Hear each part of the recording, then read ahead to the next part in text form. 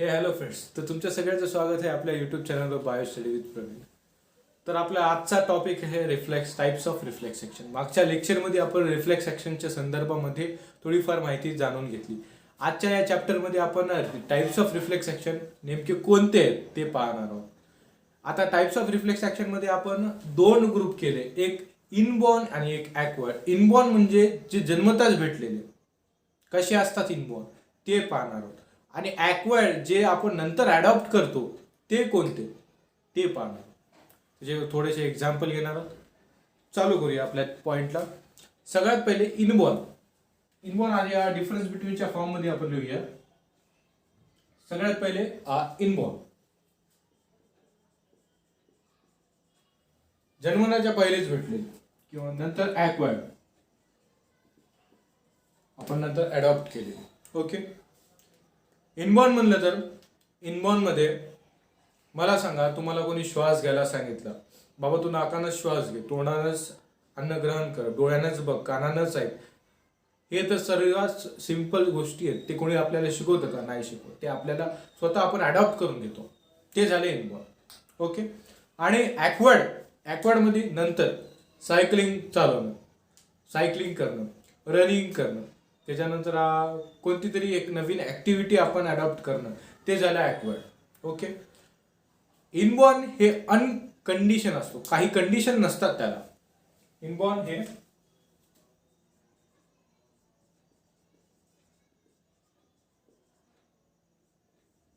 अनकंडिशन्स असतात, त्याला कोणतेही कंडिशन नसतात. आणि ॲक्वायर्ड हे कंडिशन वाले असतात.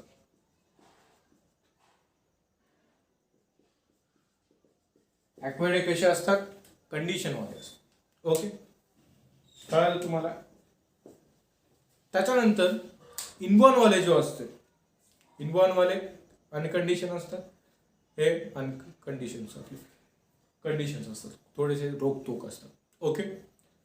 इनबॉर्न वाले जे असतात ते आपल्या कोणत्या पूर्वजापासून भेटलेले असतात, म्हणजे स्वतः आपल्या जीनमध्ये असतात. हेरिडिटी, ज्याला आपण हेरिडिटी म्हणतो, वंशावळ, त्या वंशाकडून आपल्याला भेटलेले असतात. कोणते? इनबॉर्न वाले, जे की आपले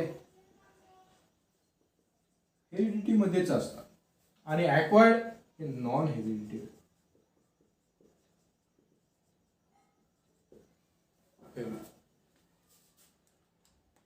इनबॉर्न जे इनबॉर्न ते कधीही डिसअपिअर होत नाही, पण ॲक्वायर्ड डिसअपिअर होतं, त्याला अपिअर करावं लागतं. हे हमेशा अपिअर राहतं. इनबॉर्न हे कधीही डिसअपिअर होत नाही, नॉट डिसअपिअर.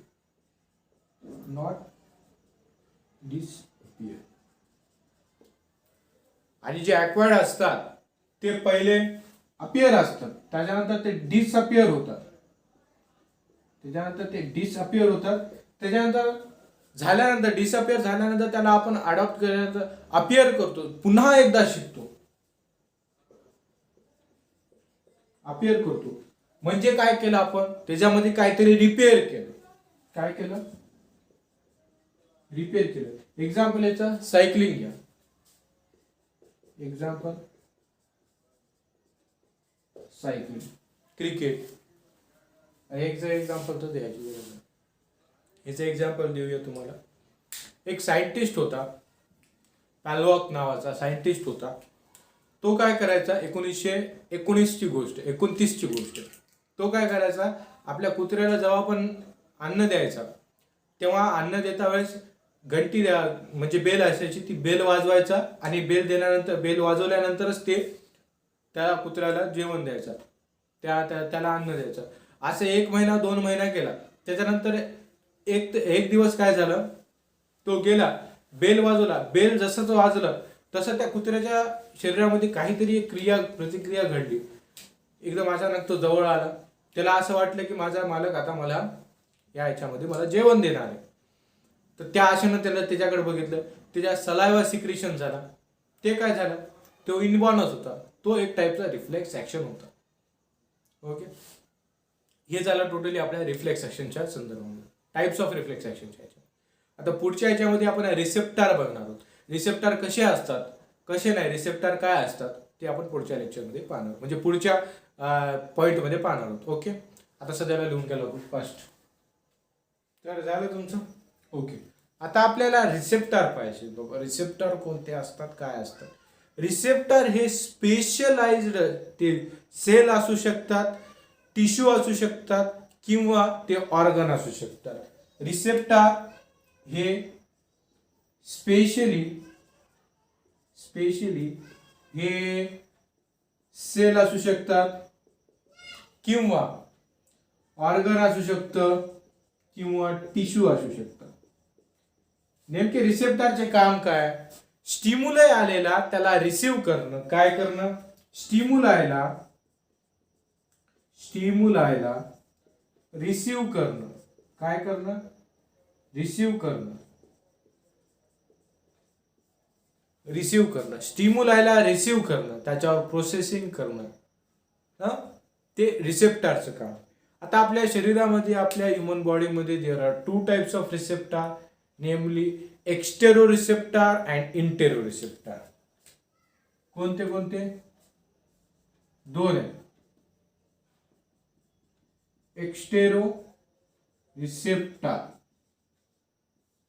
एक्स्टेरो रिसेप्टर बाहेरचे आणि एंटेरो रिसेप्टर. एंटेरो शरीरातल्या शब्दानुसार. एक्स्टेरो म्हणजे बाहेरचे, इंटेरो म्हणजे शरीरातल्या आतचे. एक्स्टेरो मध्ये नेमली 6 येतात. 6 रिसेप्टर येतात. किती. 6 रिसेप्टर. ते कोणते. Mechano receptor. आता मी तिथं लिहून टाकलो. त्याच्यानंतर thermo receptor, chemo receptor, photo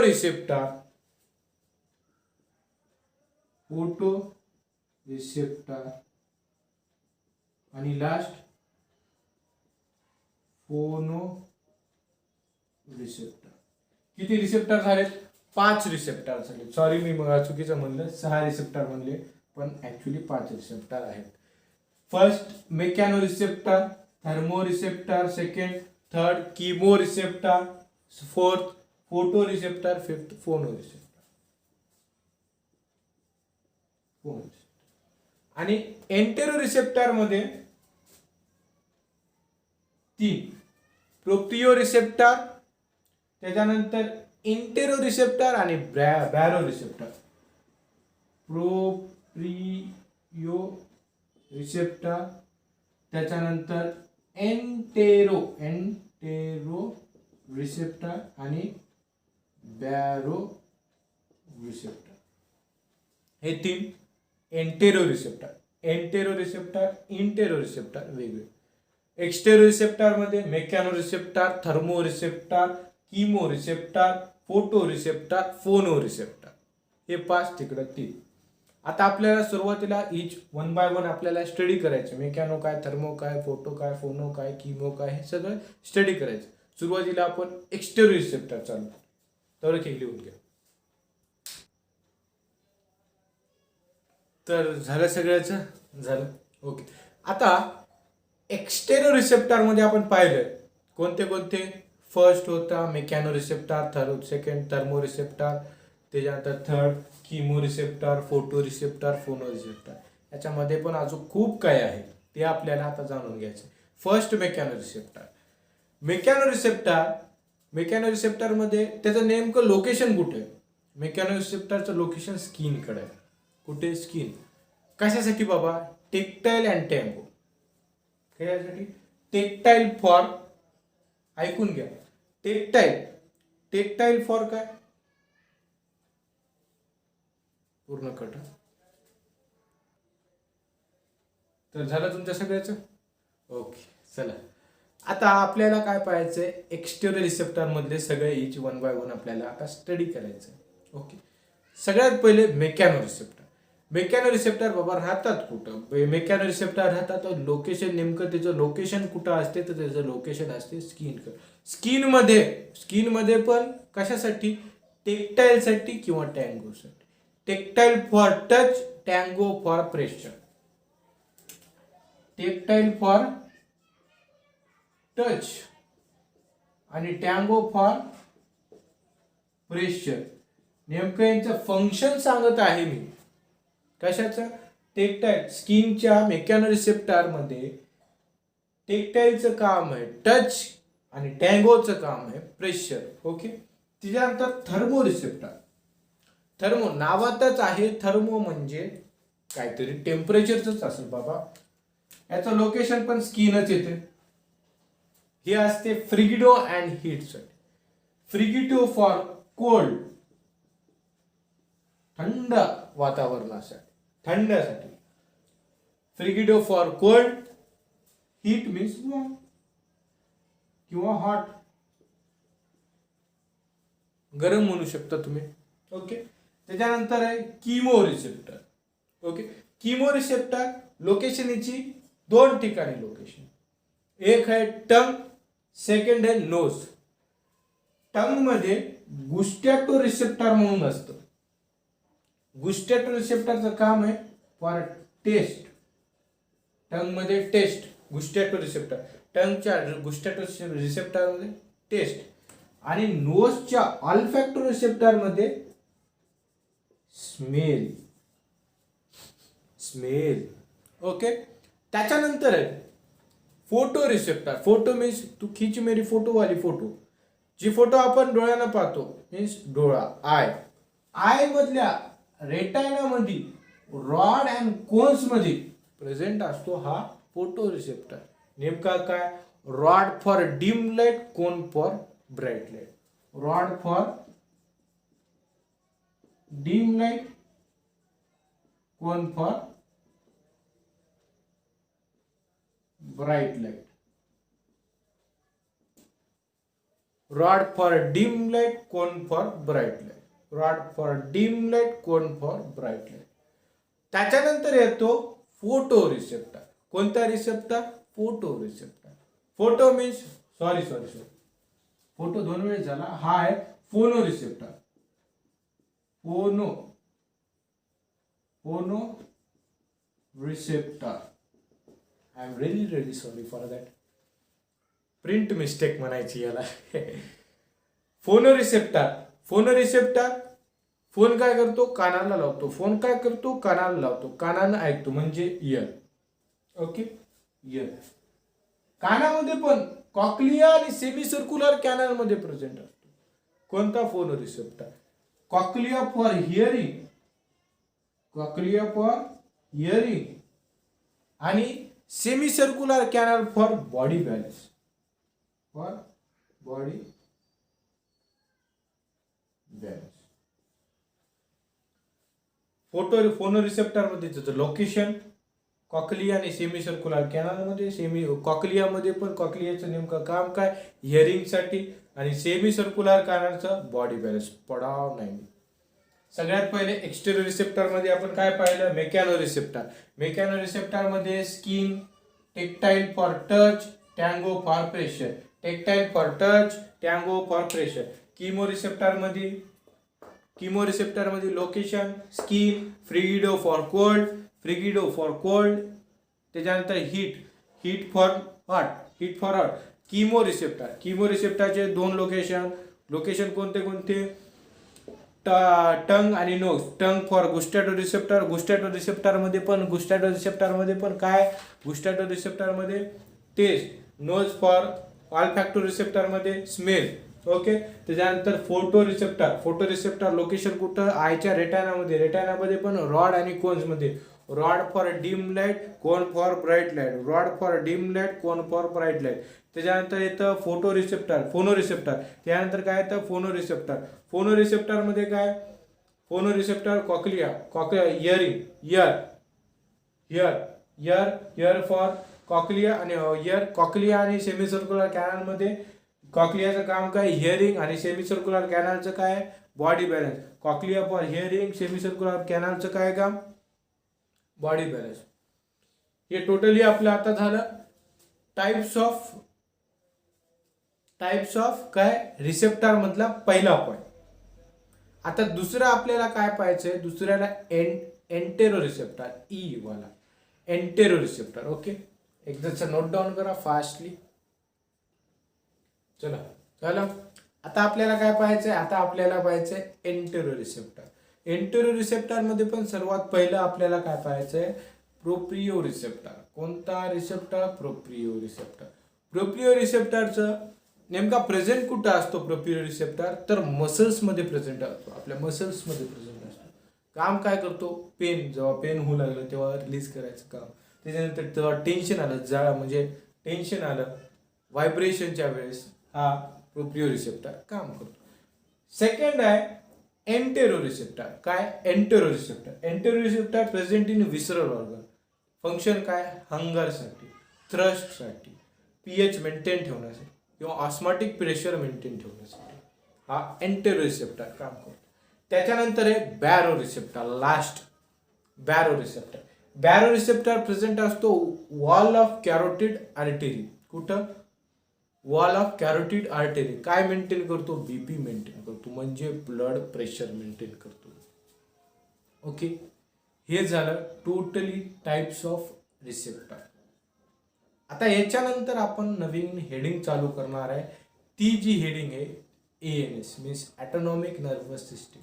shortly मी सांगणार आहे तुम्हाला ऑटोनॉमिक नर्वस सिस्टीम, सिम्पॅथेटिक आणि पॅरासिम्पॅथेटिक नर्वस सिस्टीम कोणत्या फॉर्ममध्ये, तर डिफरन्स बिटवीन च्या फॉर्ममध्ये मी सांगणार आहे तुम्हाला. ओके, चला फास्टली याला नोट डाऊन करू. आता आपल्याला स्टार्ट करायचे ANS means autonomic nervous system. काय स्टार्ट करायचं आपल्याला? Autonomic nervous system. Autonomic nervous system मध्ये आपण दोन टाईप पाहिले होते, एक सिम्पॅथेटिक नर्वस सिस्टीम आणि second parasympathetic nervous system. Sympathetic आणि पॅरासिम्पॅथेटिक मध्ये नेमका फरक काय ते आपण एक्झाम्पल घेतलं होतं वाघाचं. जर तुमच्या समोर जर वाघ आला तर वाघाला तुम्ही बघून काय त्याची आरती करसाल नाही, त्याला ये बाबा जवळ ये असं म्हणसाल नाही, त्याच्याकडून पळून जासाल. तेव्हा तुमची जी सिस्टीम ऍक्टिव्हेट होती ती sympathetic nervous system. Heartbeat fast, तुम्ही पळण्याच्या मार्गावर असता, तुमची हार्टबीट फास्ट, तुमचं डायजेशन एकदम हे, तुमच्या घसा कोरडा पडून जाईल, तुम्हाला ताण लागेल, भूक सगळी मिटून जाईल, ती सिम्पॅथेटिक नर्वस सिस्टीम. आणि पॅरासिम्पॅथिक जेव्हा तुम्ही वाघाच्या खूप दूर आल्यानंतर वाघ आता तुम्हाला काय करू शकत नाही, वाघ आपल्या आपल्या कामाला आपल्या आपल्या मार्गाला गेला ते ना, तेव्हा तुमची जी सिस्टीम नंतर चालू होईल ती पॅरासिम्पॅथिक. जे वाढलेली सिस्टीम आहे त्याला सप्रेस करायला, त्याला स्टॉप करायला पॅरासिम्पॅथिक तर नर्वस सिस्टीम ऍक्टिव्हेट होईल ना, ती पॅरासिम्पॅथिक नर्वस सिस्टीम. आता याचं ओरिजिन काय सिम्पॅथेटिक आणि पॅरासिम्पॅथेटिक नर्वस सिस्टीमचं? सिम्पॅथेटिक नर्वस सिस्टीमचं ओरिजिन आहे थोरॅकोलंबार. काय आहे? थोरॅकोलंबार. इथे बघा काय? थोरॅकोलंबार. आणि याचं पॅरासिम्पॅथिक नर्वस सिस्टीमचं क्रॅनिओसॅक्रल. काय? क्रॅनिओसॅक्रल. क्रॅनियलला आणि सॅक्रलला. क्रॅनिओसॅक्रल, थोरॅकोलंबार आणि क्रॅनिओसॅक्रल. आपण एक इथं रफली काढूया. पहिला जो आहे त्याच्यानंतर थोरॅसिक, त्या लंबार, सॅक्रल कॉकिक्स असं पाहिलं होतं आपण स्पायनल कॉर्डच्या याच्यामध्ये फिगरमध्ये. तेच थोरॅकोलंबार थोरॅसिक आणि लंबारच्या भागाला, थोरॅसिक आणि लंबारच्या भागाला, आणि क्रॅनियल आणि सॅक्रल क्रॅनिओसॅक्रलच्या भागाला पॅरासिम्पॅथिक नर्वस, क्रॅनिओसॅक्रलच्या भागाला पॅरासिम्पॅथिक. याचा प्री गँग्लियॉन, याचा समोरचा गँग्लियॉन हा शॉर्ट असतो. कोणाचा? पॅरासिम्पॅथेटिक नर्वस सिस्टीमचा प्री गँग्लियॉन हा शॉर्ट असतो, पण याचा सिम्पॅथेटिक नर्वस सिस्टीमचा प्री गँग्लियॉन हा शॉर्ट असतो, पण पॅरासिम्पॅथिक नर्वस सिस्टीमचा प्री गँग्लियॉन हा लॉंग असतो. याच्याच उलट सेम याचा पोस्ट गँग्लियॉन हा लॉंग असतो. कोणाचा? सिम्पॅथेटिक नर्वस सिस्टीमचा. तर याचा म्हणजे पॅरासिम्पॅथेटिक नर्वस सिस्टीमचा पोस्ट गँग्लियॉन हा शॉर्ट असतो, म्हणजे छोटा असतो, म्हणजे बाटूक असतो. ओके, हा कधी ऍक्टिव्हेट होतो? पॅरासिम्पॅथेटिक सिम्पॅथेटिक नर्वस सिस्टीम कधी ऍक्टिव्हेट होतो? याचं फंक्शन काय? सिम्पॅथेटिक नर्वस सिस्टीम इमर्जन्सीमध्ये यूज होतो. तेच पॅरासिम्पॅथिक नर्वस सिस्टीम रेस्टच्या कामामध्ये, रेस्टमध्ये, त्याच्यानंतर प्लेजरमध्ये, त्याच्यानंतर डायजेशनच्या कामामध्ये, डायजेस्ट करता वेळेस हळूहळू झोपला तुम्ही तेव्हा पॅरासिम्पॅथिक नर्वस सिस्टीम ऍक्टिव्ह होतो. रिलीज काय करतं? काय सिम्पॅथेटिक नर्वस सिस्टीम रिलीज काय करतं? ॲड्रेनालिन, नॉन ॲड्रेनालिन और ॲड्रेनार्जिक रिलीज करतं. हे हार्मोन्स रिलीज करतात. त्याच्यानंतर पॅरासिम्पॅथेटिक नर्वस सिस्टीम काय बाबा रिलीज करतो, तर पॅरासिम्पॅथेटिक नर्वस सिस्टीम हे ॲसिटिकोलिन आणि कोलिनार्जिक रिलीज करतं. ओके, हे टोटली आपल्या ANS मध्ये सिम्पॅथेटिक नर्वस सिस्टीम आणि पॅरासिम्पॅथेटिक नर्वस सिस्टीम ही आपण पाहिलं. जर तुम्हाला हा व्हिडिओ लेक्चर जर पसंत आला असेल तर लाईक जरूर करा आणि जर तुम्ही चॅनलवर नवीन असाल तर सबस्क्राईब करा. ओके, पुढच्या लेक्चरमध्ये आपण आय कंप्लीट करून टाकूया आणि त्याच्या पुढच्या लेक्चरमध्ये आपण इयर कंप्लीट करून टाकूया. त्याच्यानंतर आपला लेक्चर बंद. त्याच्यानंतर आपलं लेक्चर बंद म्हणजे चॅनल बंद नाही, आपलं हा चॅप्टर संपला. ओके, त्याच्यानंतर आपण थोडेसे काहीतरी MCQ घेऊया नीट लेवल टफ करण्यासाठी, म्हणजे एम्सचे किंवा नीटचे असे MCQ आपण सॉल्व करूया. ओके, चलो ठीक आहे, मिळते हैं अगले लेक्चर, भेटूया पुढच्या लेक्चर. Okay, bye.